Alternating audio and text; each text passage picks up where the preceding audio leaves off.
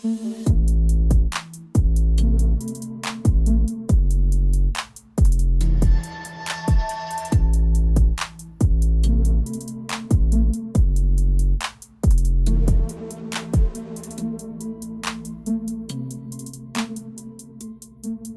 we go. What is going on, Cover One crew? I got a special guest with me tonight. I'm telling y'all, this guy is my buddy, good friend of mine. I've coined him as the statistical wizard because, I mean, if you guys don't know who he is, go follow him on Twitter. He is the prop bet machine making money, cash, dollars. Chris Kennedy, what's going on, buddy? Chows, how's it going, buddy? This is familiar territory here, man. This is a long time in the making, getting the two of us back together again. So I'm excited. Oh man, if you guys don't know, we used to do shows together. We did over what, man? It's got to be at least 150 shows together. Yeah, between videos and podcasts, I mean, we had a good 3-year run of content. Yeah, it was good stuff, man. It's good to be back, and you got to know what we're doing today. It is AFC WILDCARD Super Weekend, whatever you call it. I don't know what the NFL's dubbing it these days. Super WILDCARD Weekend, I believe is what it's called. But we're only talking AFC because, you know what, I'm a Bills fan. Chris is a Patriots fan. All Buffalo Bills are from Cover One. You guys can boo them all you want. Throw it in the comments, babe. Boo, New England! But hey, they're out, so I think they've gotten their punishment already. I think so. I think it's kind of fair at this point to, I understand that my team is terrible, so we're just going to move on from that. We're going to enjoy the 14th overall pick and just leave it there. Apparently, you guys are looking at Cliff Kingsbury, though, so that's a decent move. I don't hate that for you guys.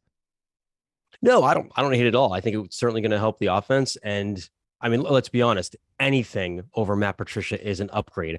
I mean, I could take the lint from my belly button and they could call plays better than Matt Patricia did this year. So pretty much, man, because I think you guys finally figured out how to use the play action pass by like week 17. So that was some plus. Yeah, like the fourth quarter. Yeah, it was perfect. Last play of the season, they figured out the play action pass. But like I said, we are here to discuss the AFC Wildcard Weekend. And let's start off with the Buffalo Bills hosting those Miami Dolphins. It is Squish the Fish week for us Buffalo Bills fans. Squish the Fish! Buffalo Bills, man, they are favored by 13 points as of today. Over-under sits at 43.5. It is the early game on Sunday. And I guess we'll start with these Miami Dolphins because they're in a world of hurt when you start looking at this injury report, man. Cedric Wilson, he is questionable. Jalen Waddle time, he is questionable with an ankle. Jeff Wilson, questionable illness. He'll likely play in this contest. Teddy Bridgewater, he's got a finger, and a knee and lingering other things. But, I mean, he's probably the reserve backup QB at this point because now Tua Tagovailoa has been ruled out due to the concussion protocol. They did not clear him. And, I mean, let's start there with Tua. I think it's good that they didn't clear him. You're talking 3 concussions in the span of a season, maybe, 7-8 weeks.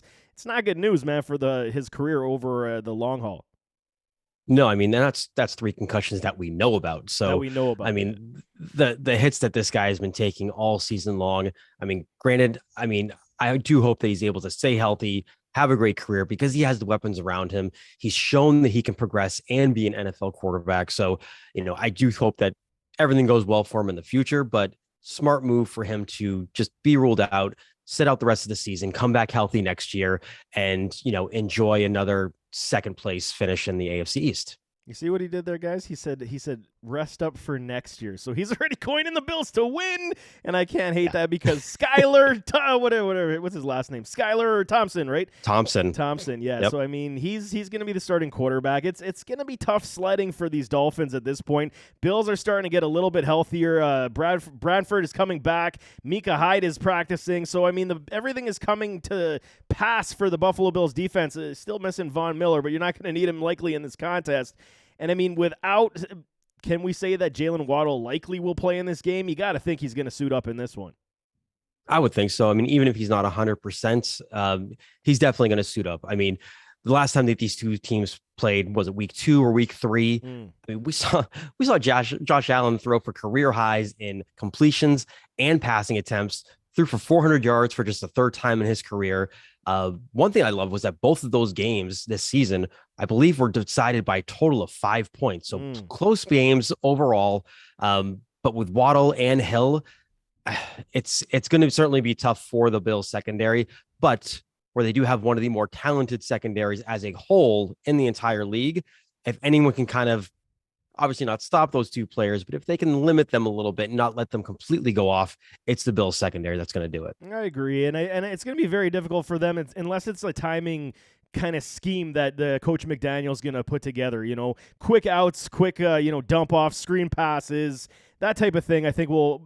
Because if you have Teddy Bridgewater or if you have Tua, then now you understand the middle of the field definitely has to be covered because Jalen Waddle and Tyreek Hill have been doing wondrous jobs over like the 15 to 20 yard range over the middle of the field. So I don't think that Skylar can actually, hit that on the regular, and the Buffalo Bills can likely play cover 2 the entire contest and feel comfortable that even if they do give up a couple plays here or there, it's not going to be consistent coming from Skylar because he's just not adept to feed and spread the ball around to all of his playmakers.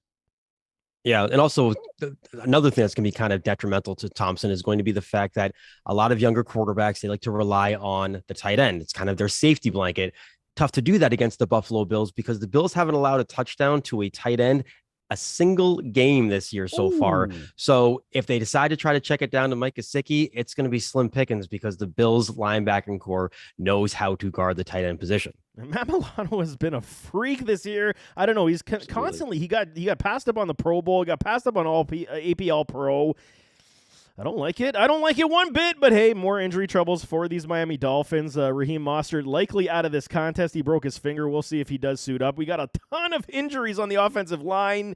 This is shaping up to be an absolute blowout. Bradley Chubb, he's a questionable, likely going to suit up on the right side of it. Phillips on the right side of playing as well, where the Buffalo Bills really only got Isaiah McKenzie as a questionable with a hamstring, Jordan Phillips with a questionable, Jordan Poyer with a questionable, likely going to play Jamison Crowder, like I said, and Micah Hyde. Micah Hyde is the 21-day window has opened up, so they likely won't play in this contest, obviously.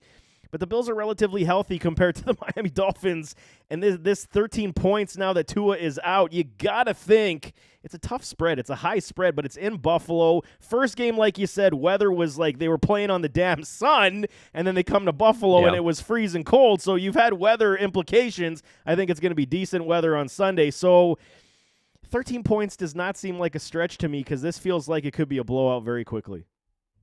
I think so. I mean, Thompson's not going to be throwing the ball a lot, and it's going to be tough to run. I think for both teams, it's going to be a little bit tough to run. Both teams rank top 6 in the league in run defense DVOA, so it's going to have to go through the air. The one thing that I will say where the Bills are very good against the pass, the one area where they actually do struggle is passes 16 yards or more in the air along the right side of the field. They're actually one of the worst in the league in that area. Only the Carolina Panthers are worse at defending the deep ball on the right side of the field than the Bills. So that could be an advantage there for the speedsters like Tyreek Hill and Jalen Waddle. But like you said, I don't see the Dolphins airing the ball out that much, and they're going to have to in order to stay in this game. So I think that 13-point spread, I would absolutely take the Bills at minus 13. You know what I love about what the Bills have done the last, I want to say, like 5 weeks? Finally establishing the run. You know me better than most people. And what have I been crying about with this Bills team for how long? I said, get a damn run game. I wanted Travis Etienne. I've been saying it on this channel since I started here. And I mean, okay, now we got James Cook. He's starting to figure things out. He's not doing that shuffle step in the backfield. He's trusting his vision and patience. The one-cut go. Devin Singletary's actually played extremely well this year. The best part of Singletary's game, I think, is his ability in pass pro. I did not appreciate how good he was in pass pro until I started breaking down his film this year. I just think this is a mismatch. Even if Tua was playing in this game, the spread would still likely be around 8-9 points. It's just a complete mismatch, and the third time's a charm. The Bills are likely going to, put up in as many points as they possibly can as they move into the divisional round. Yeah, I think this is going to be a game you're going to see a lot of Diggs, a lot of Davis. Miami's right now, they're the second worst pass defense team among all wildcard teams right now. They're 25th in pass defense DVOA. They allow a 67% completion rate and a 4.5% touchdown rate. I can see Josh Allen throwing for over 300 yards and 2 to 3 touchdowns. 100%. I love it because, you know what, there's no style point. I heard some Miami Dolphins fans cussing some Bills fans being like, you guys are so lucky and excited that you don't have to play Tua. There's no style points in the playoffs. It's win, baby. It's time to win that championship.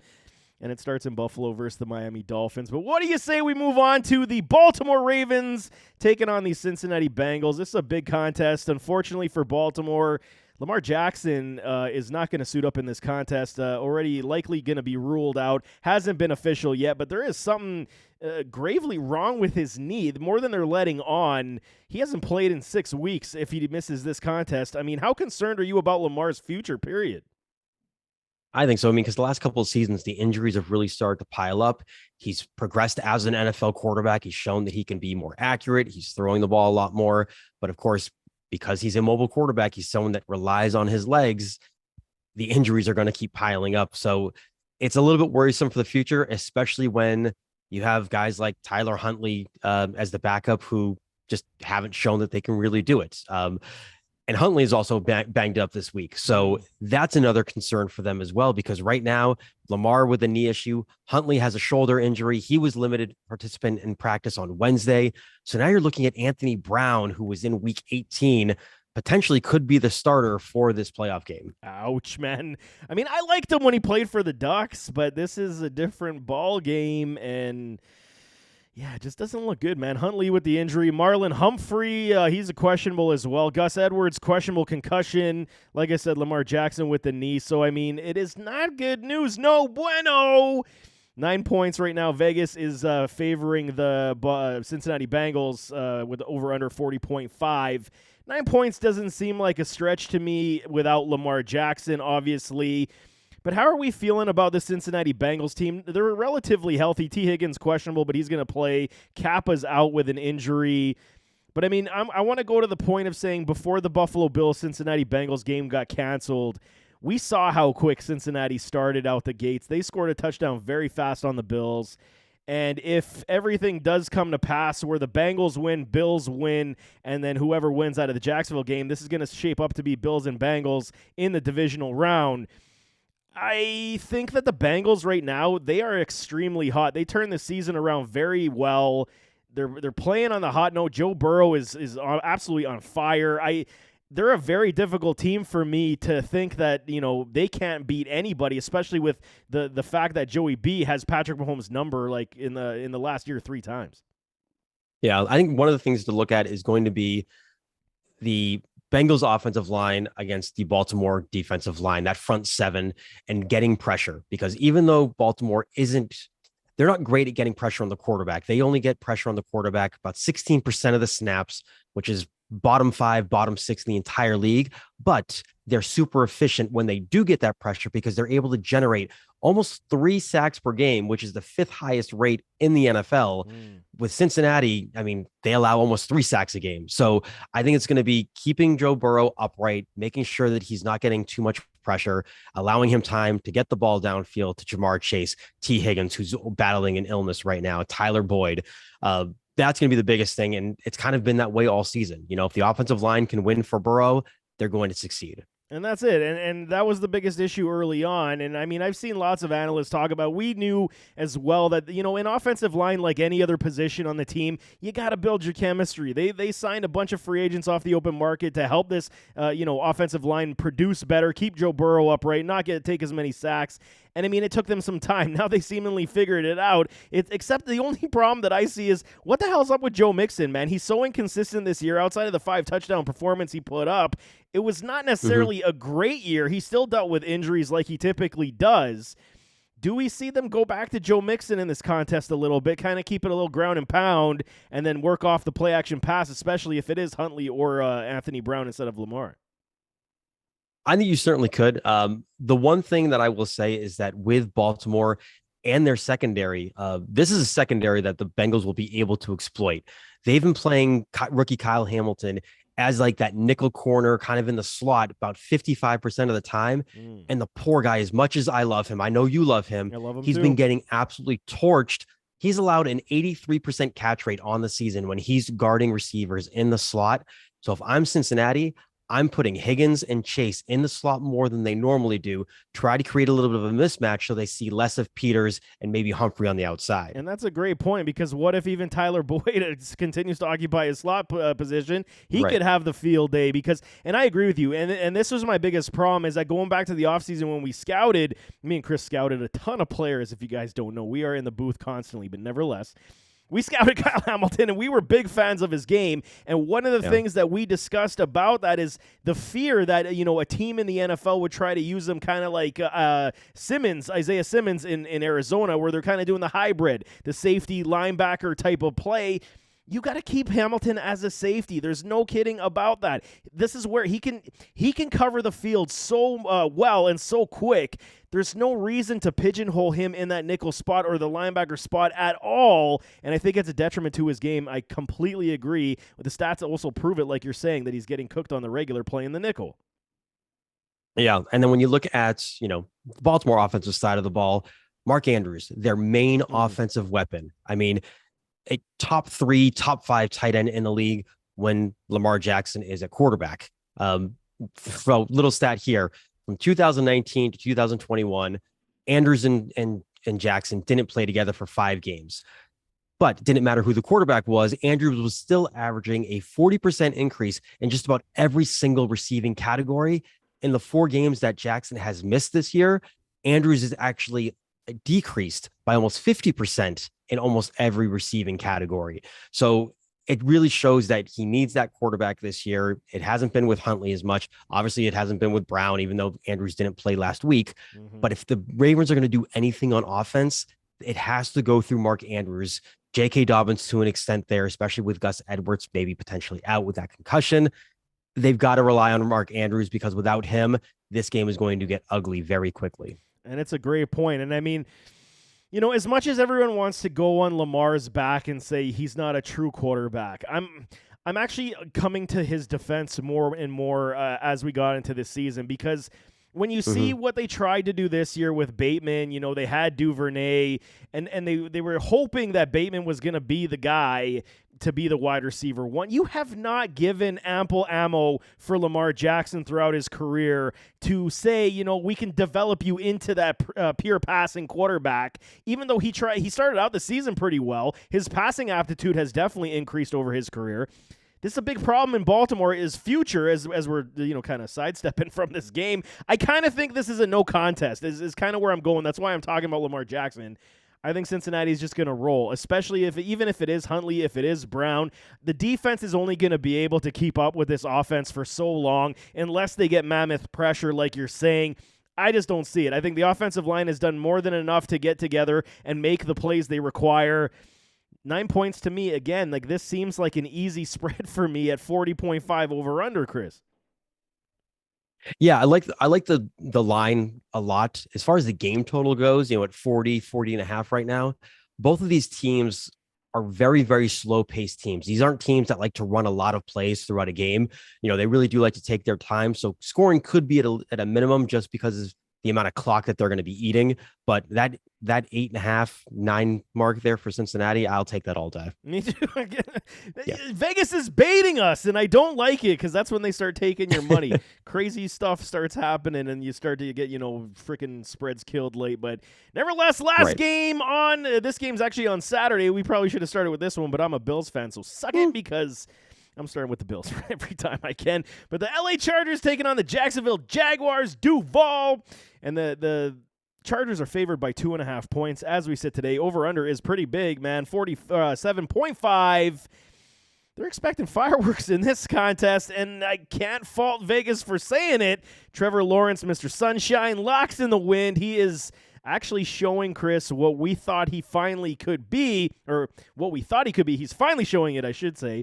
Right. But this offense looks good. And I mean, he's starting to figure it out. And this, obviously, he's able to support multiple weapons on the field in Christian Kirk, Zay Jones, Evan Ingram, Marvin Jones. Etienne, he got stifled last week, but they still ended up winning the game. And you see how good this team is playing, and Trevor Lawrence starting to feel himself a little bit. Yeah, and this is a game where I do think that it could hit the over of this 47.5 because these are two teams, unlike the last two teams we talked about, these guys do like to run a lot of plays. They're fast-paced plays.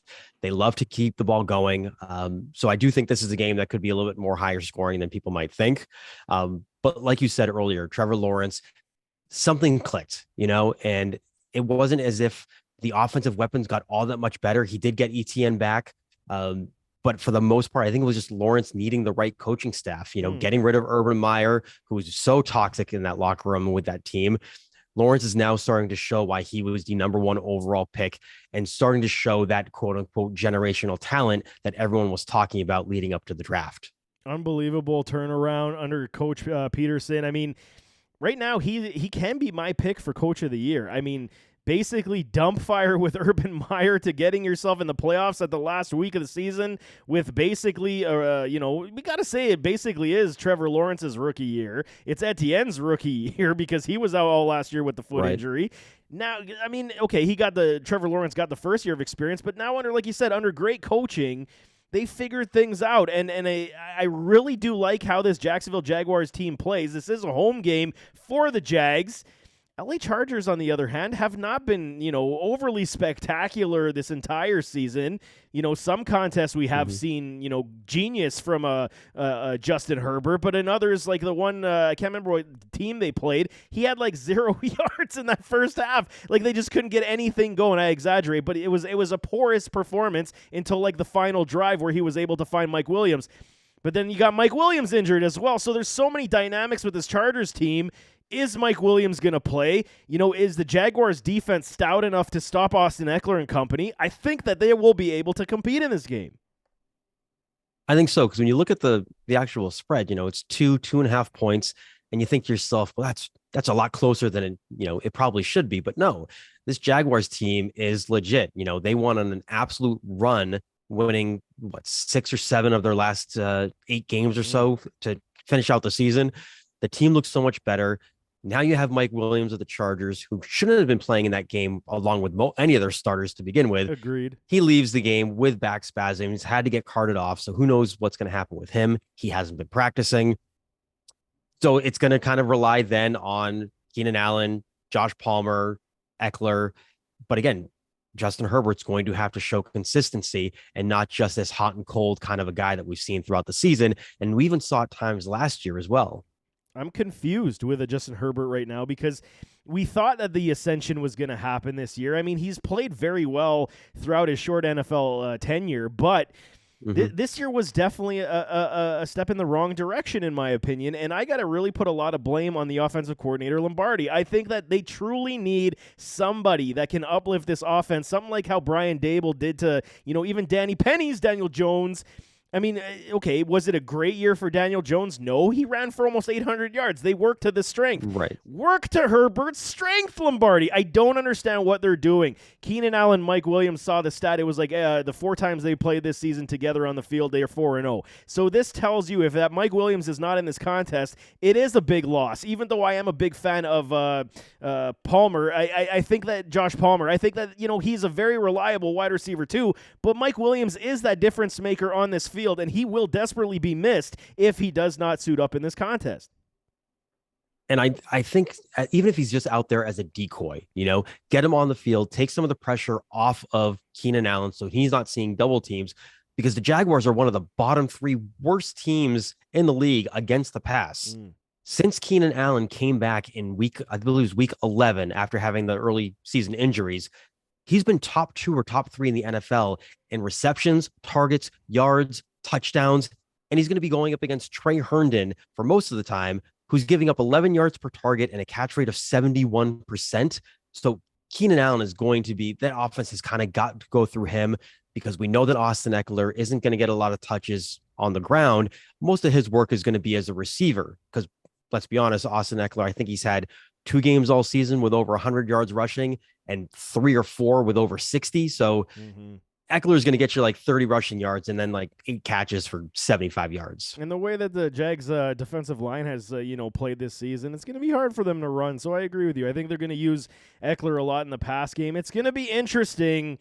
one of the harder contests to predict of the weekend slate. Where are you going? I mean, I know it's early. It's only by the time this drops going to be Thursday. So I mean, where are you going, man? Before practice is all done for the week, where are you going with this one? I'm going to stick with the Jaguars. I will say this: